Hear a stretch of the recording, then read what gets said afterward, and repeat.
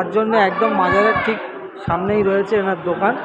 তো আমি মেডুবুজির লাইফ ক্লাবের ঘর আমরা আছি হাজির পঞ্চর লোক।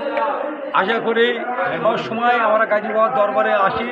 আমার বাবা খুব মায়ের পন্থী লোক, মায়েরকে খুব সাপোর্ট করে, বলি আল্লাহ ভালো, জিন্দা হলি আল্লাহর হলি।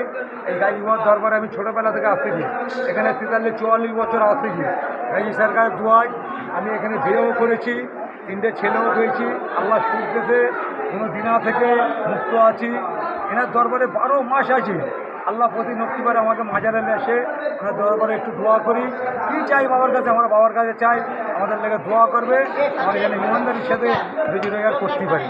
এই বলিনি আমাদের টাকা দাও, গাড়ি দাও, বাড়ি দাও এই যে না, পাশে একটা পীর পুকুর আছে, এর কিছু রহস্য রয়েছে? এই পীর পুকুরেই মোটামুটি অনেক লোকের মনের তামান্না পুরো হয়, অনেক জনের বাচ্চা হয় না, যারা